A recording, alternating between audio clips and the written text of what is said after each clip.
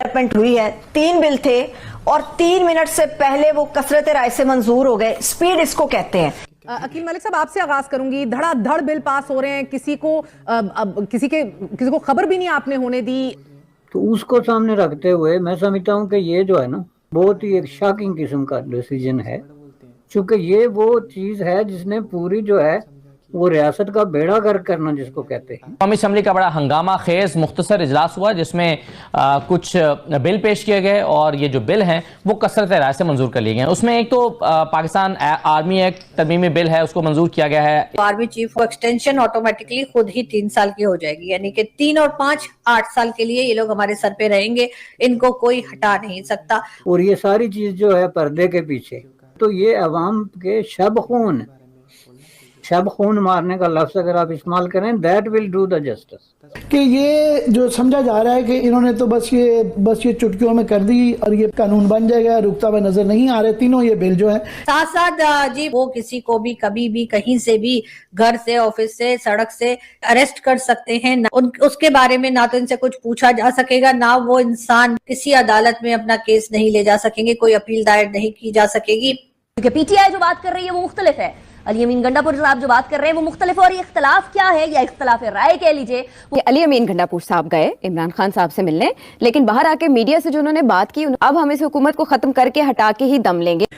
Hello दोस्तों, स्वागत आप सभी का APN चैनल पे। तो फ्रेंड्स है कि अंदर कुछ सालों, लेकिन जब से है यानी अभी जो कि भारत से This is the world's first reusable cotton swab. It can remove up to 10 times more earwax. Latest studies show that traditional cotton swabs are not good for your ears. There is even a warning on the box.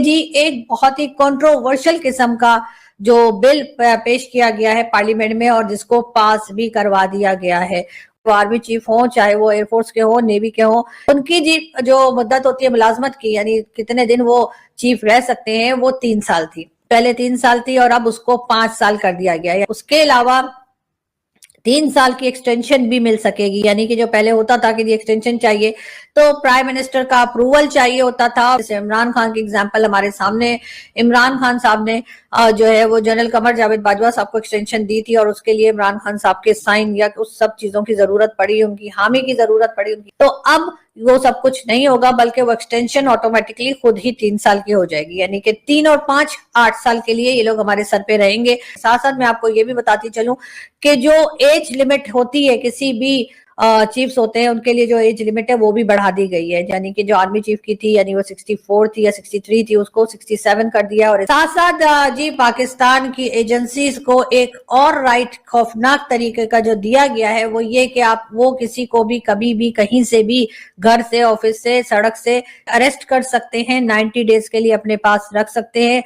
और जिसको ऐसा किया जाएगा, जिसके ऊपर कोई भी तरह की एलिगेशन लगा के उसको पकड़ के ले जाएंगे, उसके बारे में ना तो इनसे कुछ पूछा जा सकेगा, ना वो इंसान चाहे वो फीमेल हो या मेल हो, वो किसी अदालत में अपना केस नहीं ले जा सकेंगे, कोई अपील दायर नहीं की जा सकेगी, इनसे कुछ पूछा नहीं जा सकेगा कि आप किसी को पकड़ के क्यों ले गए, वो इंसान कहाँ है, वो जिंदा है, मर गया है, बीमार है, किस हाल में है, और ना ही वो किसी तरह की भी किसी भी अदालत की तरफ जा सकेगा।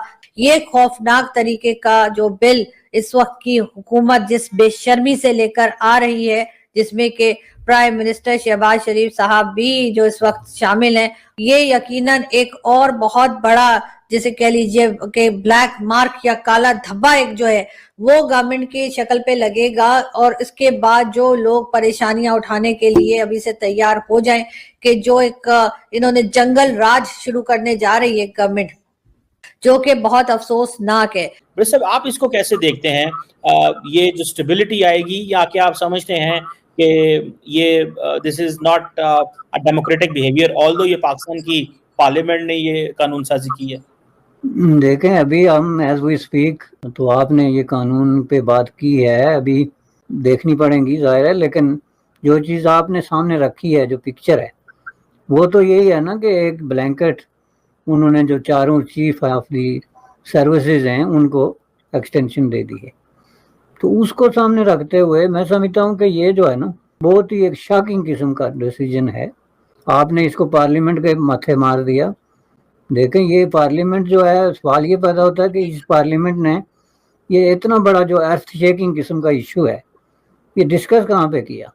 तो आपने तो पूरी जो है वो पॉलिटिकल और एडमिनिस्ट्रेटिव जो लैंडस्केप है उसी को बदल के रख दिया, और किसी को कानून का खबर नहीं हुई। आज के आप अखबारात उठा के पढ़ें, उनकी अब सुर्खियां पढ़ें, कौन सी ऐसी सुर्खी है जिसमें इस तरह का कोई इशारातन भी बात आई हो कि जी ये हो रहा है। और इस पे मैं समझता हूँ कि इसके लिए तो एटलीस्ट 100 डे का डिबेट चाहिए था, क्योंकि ये वो चीज़ है जिसने पूरी जो है वो रियासत का बेड़ा गर्क करना जिसको कहते हैं वो किया हुआ है। हर चीज़ जो है वो जाके इसी चीज़ से मिलती है। सवाल ये पैदा होता है कि स्टार्टिंग फ्रॉम 1947 पाकिस्तान में एस्टेब्लिशमेंट और पाकिस्तान के जो सो कॉल्ड पॉलिटिकल जो इस तरह के लोग इन्वॉल्व हैं, उनके अंदर जो है आपस में जो एक तसादम है, कुछ चीज़ है, तो उसको आप किस तरीके से इस तरह रिजॉल्व करते हैं कि आप जो है वो एक दो लोगों को चुन लेते हैं पाकिस्तान में कि ये जी है सारा पाकिस्तान बराबर है, लेकिन ये ज़्यादा बराबर हैं ये दो आपस में। अब ये जो है ना ये बड़ा एक इम्पॉर्टेंट किस्म का इशू है। एक तो इस तरीके से मैं समझता हूँ कि ये पार्लियामेंट फेल हुई है, अवाम की जवाबदेही और अकाउंटेबिलिटी में नाकाम रही। जो मैंडेट उन्होंने लिया था वोट का, उसको बुरे तरीके से वायलेट किया। और ये सारी चीज़ जो है पर्दे के पीछे, तो ये अवाम के शब खून मारने का लफ्ज़ अगर आप इस्तेमाल करें, that will do the justice. इसमें मेरा कोई ज़ाती ओपिनियन नहीं कि ये गलत सही के उसमें अखलाकियात या मोरालिटी के। मेरा इसमें यह है कि आप ये कर कैसे सकते हैं जब आपके पास पूरा